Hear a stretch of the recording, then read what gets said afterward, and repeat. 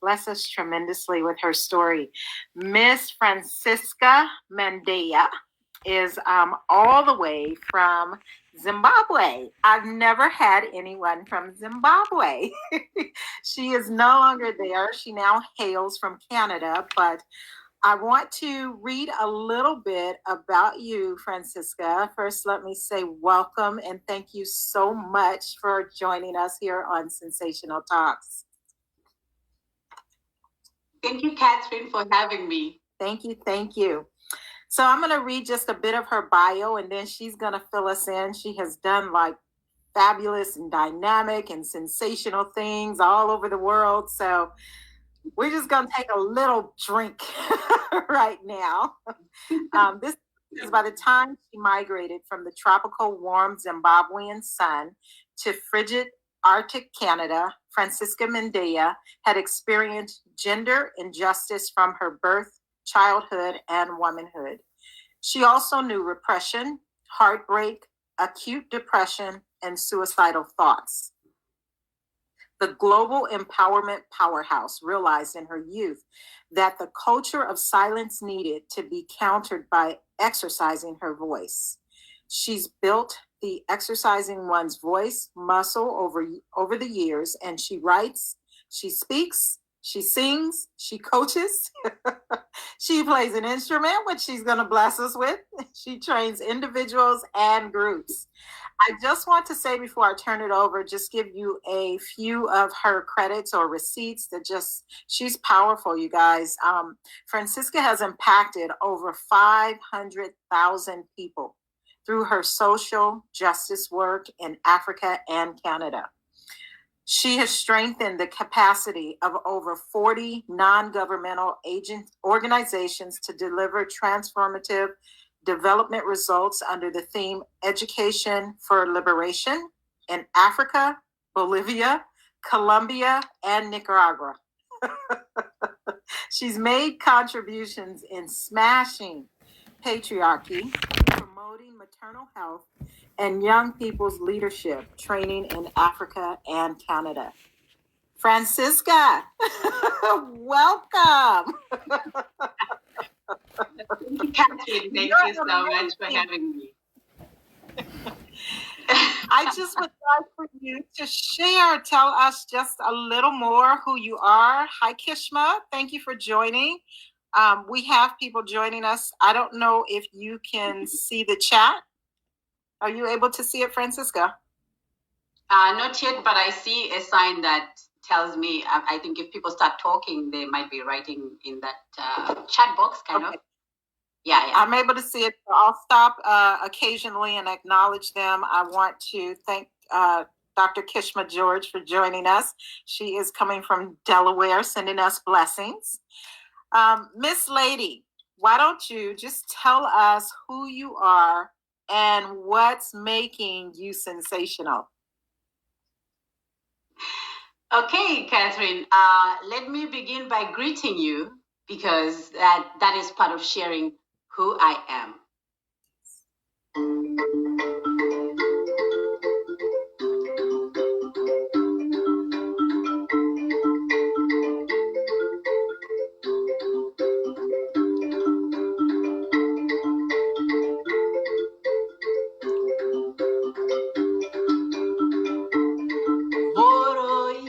Makadini salibonani linjani dimacheroni mahwachini muriwa diere boroi makadini salibonani linjani dimacheroni mahwachini muriwa diere bonjour hello can we be bonjour, hello, can we be?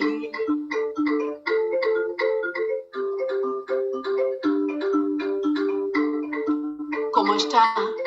Ni hao, hujambo. ¿Cómo está? Ni hao, hujambo. Shalom, namaste, konnichiwa. Boroi, Makadini Saliwonani, Linjani, Dimacheroni, Mahwachini, Muriwani,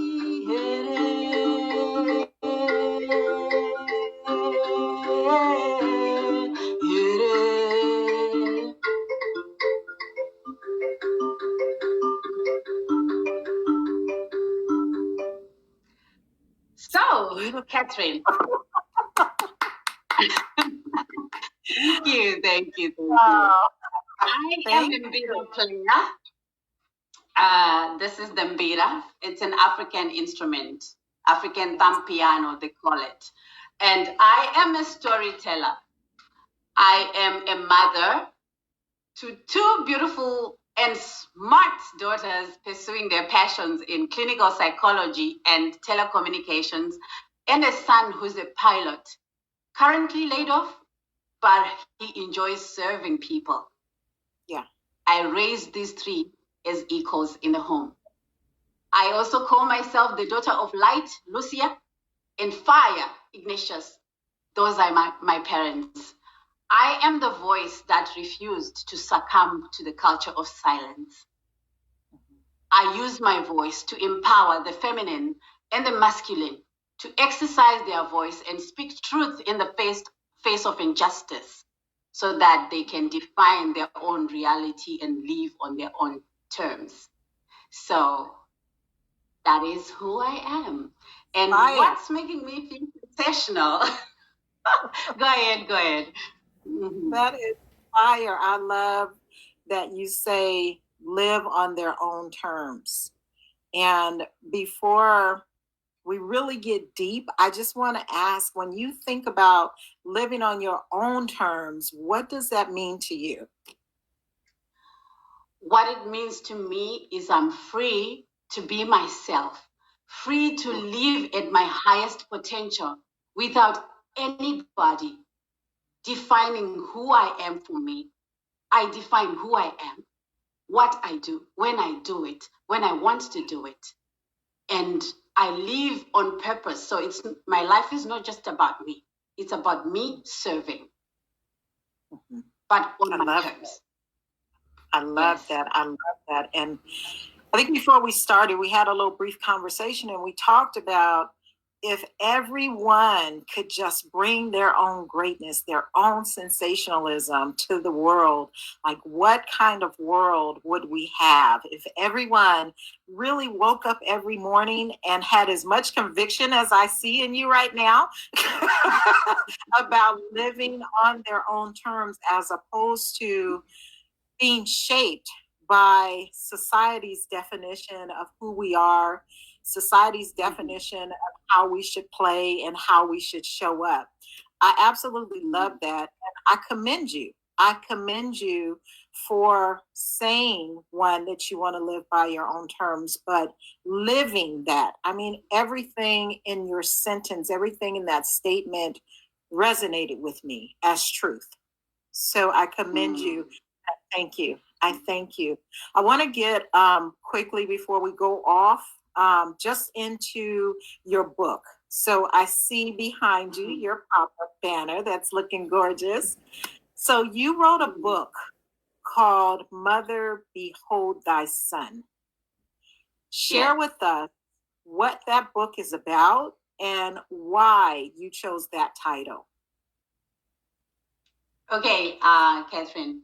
So you did ask before what made me feel sensational.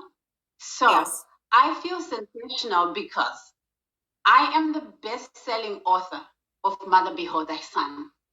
And Mother, Behold Thy Son is a game changer. A game changer that is getting mothers to step into their maternal power and to begin to teach equality in the home. The reason why I wrote Mother, Behold Thy Son is because I was born girl number 3 in a succession of girls. And I was born into the energy of you are not enough.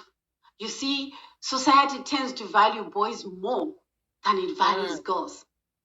So I was named Daisiwe by my mother My mother was in pain.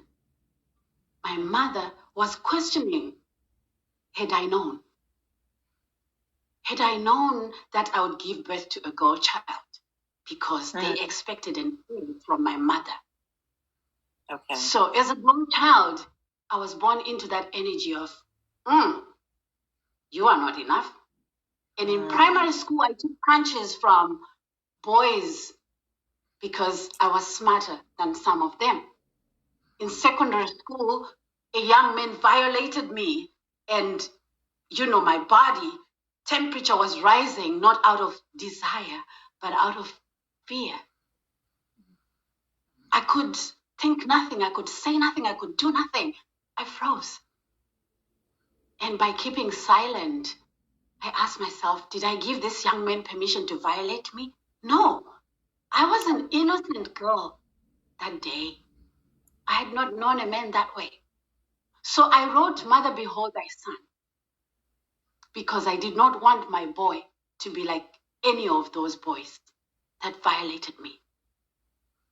I wanted my boy to be a man who knows how to respect girls and women, and to play as an equal and become a responsible leader, father, husband, citizen.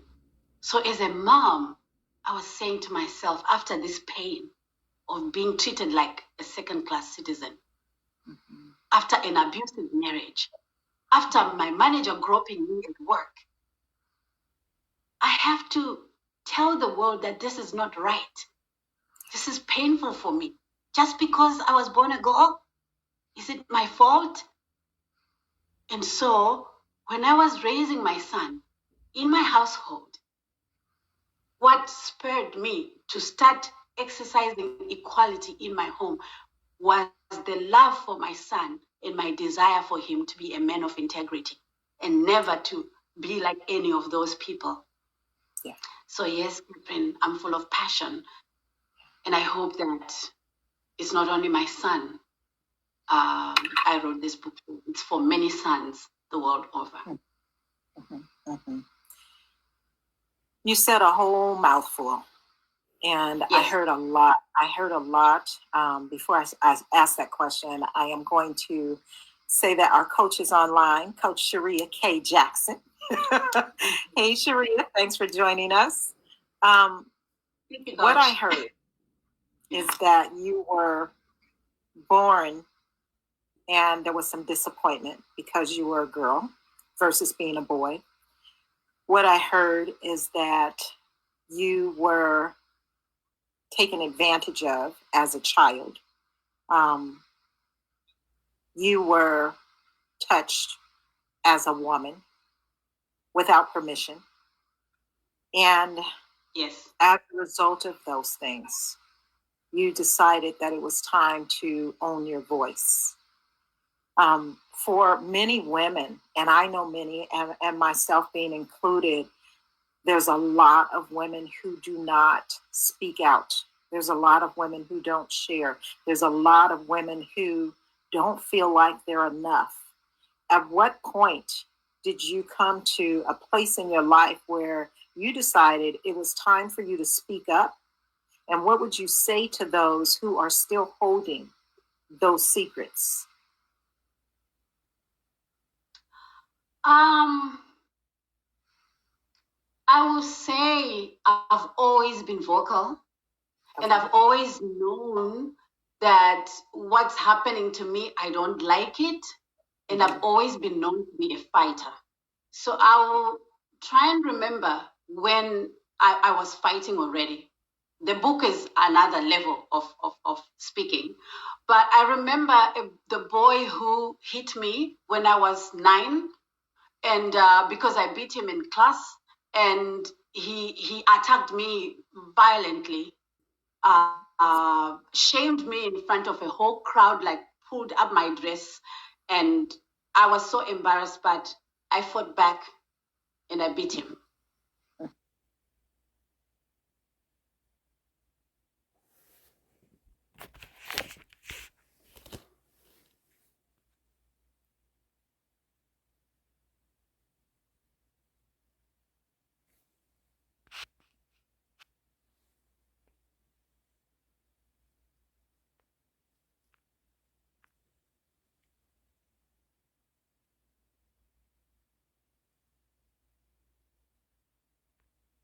So I began to speak and stand up for myself when I was 9. Yeah. And in secondary school, I did stand up for myself when those boys violated me. I went to the headmaster. He was a Catholic priest. And it wasn't only me, it was 5 of us who were being chronically abused and embarrassed and body shamed in high school. And we went to the headmaster. When we complained, he said, boys will be boys. We were in a school of about 370 something boys, and there were 21 girls only. So we faced abuse, all types of abuses, but we stood up. We were never threatened by the numbers. We always stood up. But what was disheartening was the accommodation for boys to be doing what they did to us. And for a whole school head to say boys will be boys. And we were supposed to be okay. Kind of dismissive, like your feelings didn't matter. Yeah. So then as a married woman, it took me 12 years to be able to stand up for myself and say, no, this is not it. I'm getting out. So I had to learn. I knew that what was happening, the treatment that I was getting was not right. A second woman came into the relationship and I was supposed to be okay with it. And I knew that my spirit did not sign up for polygamy. And there were insults, there was mistreatment, being starved in the home, even though I brought bread on the table. So I knew that I needed something. And that's something I began to look for organizations where I could access my rights. I didn't know what my rights were, but I just knew my rights were being violated. So I sought the organizations that would help me. I quit my job as a teacher and I started looking for a job in non-governmental organizations where I would know my rights and work there so that I would free myself.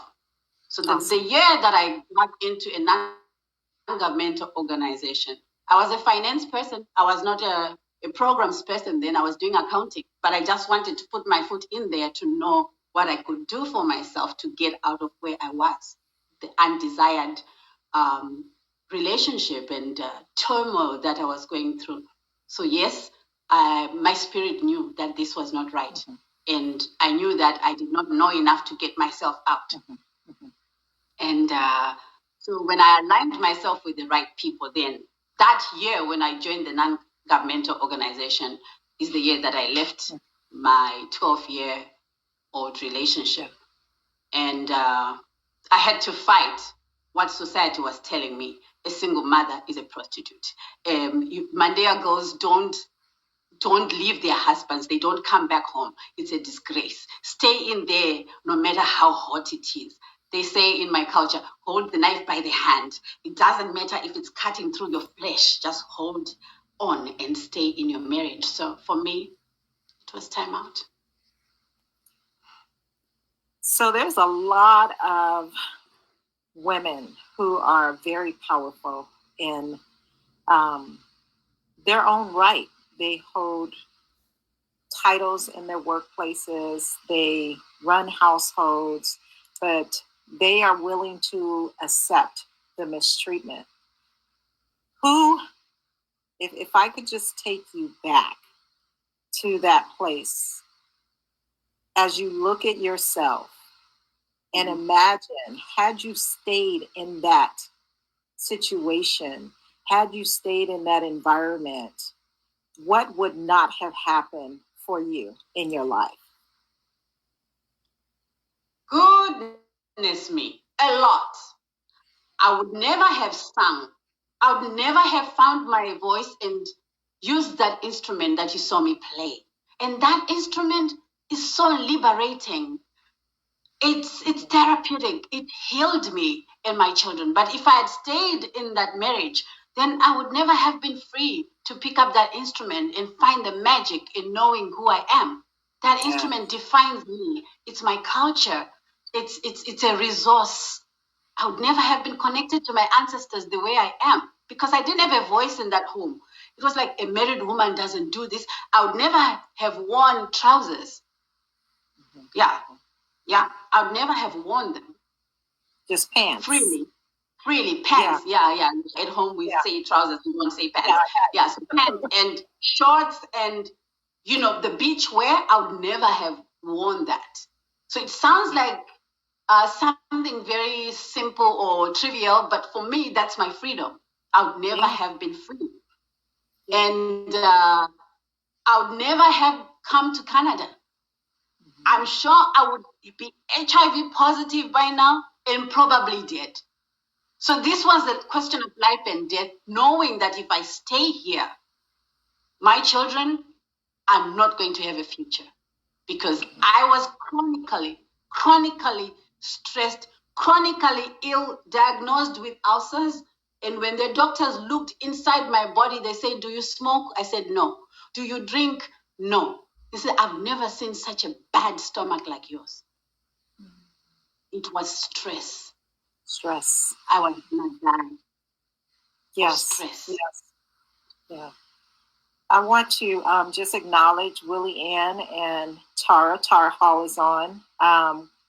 Willie Ann Moore Roundtree. Thank you, ladies, for joining in. Thank you so much. And feel free to comment in the chats. We can acknowledge. We'll take questions. If you have any, feel free. If something that is being said is resonating with you, feel free, and we will definitely acknowledge you and your comments and or questions.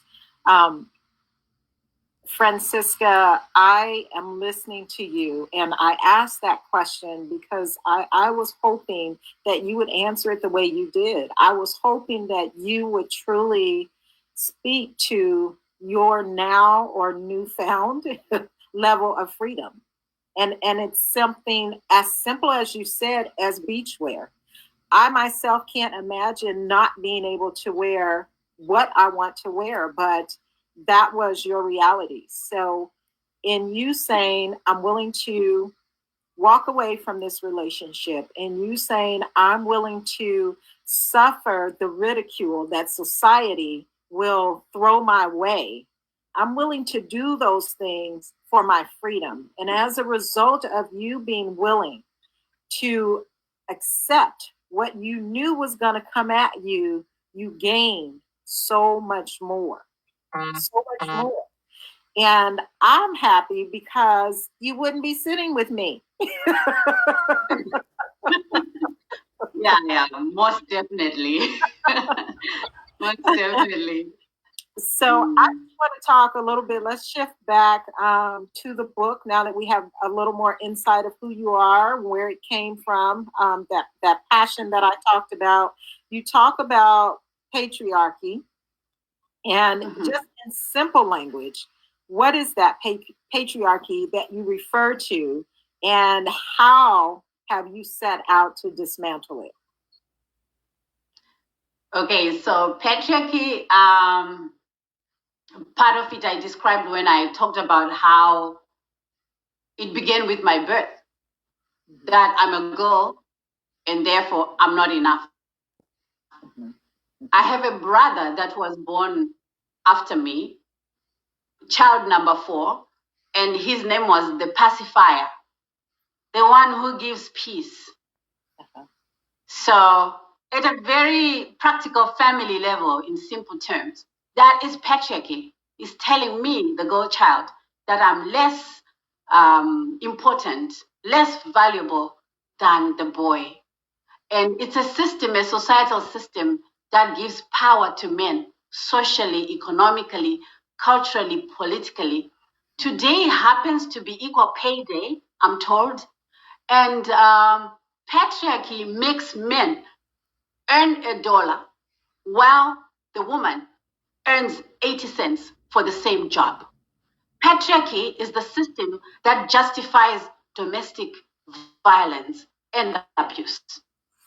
Patriarchy is the system that sees us today with a few women in leadership positions, and yet women are leaders. So it's the system that tells us we are not enough, and that tells men they are entitled to power, and we are subordinate. And so for me, my passion around dismantling it is knowing from my experience that it is not right. I am equal. I have a voice, and I should be allowed to exercise my voice and to live to my highest level, just as my brother. And for my children, this is why I set out to raise them intentionally as equals. Because I didn't want my boy feeling he's more entitled than the girls, or the girls to feel they are more entitled. Either way, I wanted them to have a chance at happiness in life by just acknowledging each human being as an equal. Love it, love it, love it, love it. And you gave us some facts. You gave us some facts because it's very real that it's still very present. Yes. I was studying earlier today just about Black women in the professional environment, and that the wage information is something that came up where it is still very much an issue. And for those of us that are Black, you know, it's almost a double whammy because you're a Black woman. So it's even less. I think it's something like 67% on the dollar. But what I want to have you share before we wrap up is this is a global movement that you have. And how is it that someone can become a part of your global movement if they are interested in helping women get to this place of equality? Yeah, so what I encourage people to do to join the global movement, this book is not just a story. This book has been regarded as a manual by many people who have studied gender, many people who have lived ordinary lives just like me, and are coming back to me to say, this book is helping me to reflect on my reality. This book has shown me my mother, my father, my grandmother, my grandfather. So to join the movement and to really begin to play a part in exercising equality in the home, the first thing that I would encourage someone is to buy this book, Mother Behold Thy Son. You can find it on Amazon. I can drop the link much later after the live.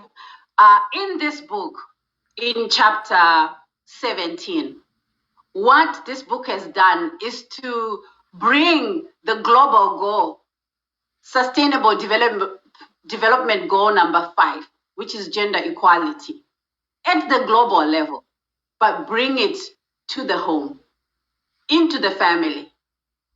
So I did it with myself. How did I start exercising equality? So it brings the global goal number 5 into the family, and there are exercises, instructions on how the family can begin to dialogue. So the recommendation in this book is, as a family, let's schedule the day. Let's say Tuesday, 9 p.m., like we did here. It's 9 p.m., there it's 6 p.m. Let's schedule the day as mothers. Let's go to chapter 17 and begin to have these conversations in the home. I tell you, when we do, there will be changes. And as one reads this story, I share how. So it's not just instructions from nowhere. I share how I did it with my kids. Part of it was the music. I composed a song called Takayenzana, We Are Equal. Why was I doing that? Confirming the message, affirming the message with my kids so that they would check me if I wasn't treating them equally. I created music with them, got them involved. And then for the boy, it was like, do the chores. You cook, the girls cook. You clean, the girls clean. He's one of the finest cooks I've ever come across in my life. My family can cook. He cooks better than me, but I taught him. So if we want to join the movement, we begin in our homes. That's where the action is. Let's get the boys moving. Yes.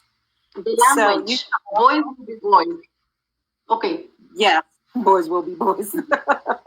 Why do the boys know more? Boys will be accountable. Boys will be responsible. So these are seemingly simple things, but as mothers, as we step into our maternal power, we are actually building the movement starting in the home, because the global goal is only going to be met when we step into our maternal power in the home, where we teach these kids. The mother is the best teacher.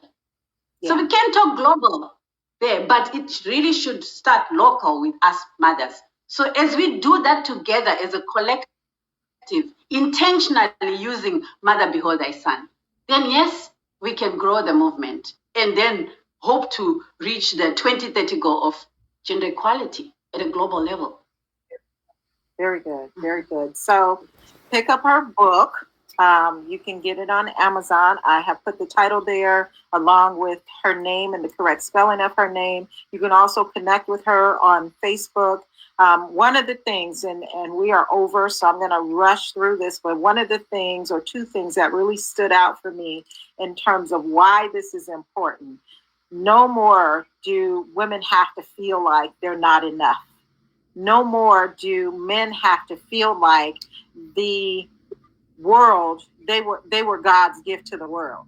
So when we put everyone on equal playing field, and yes, there is, I believe, a spiritual hierarchy where men are the heads of the household, but it doesn't exempt them in terms of treatment. You still cook, you still clean, and we both go out and we earn a living. So I think it is vital that our children began to come up, or we began to reshape the message even in adults that we are enough, regardless of our gender, and that men are just as capable as women, and women as capable as men.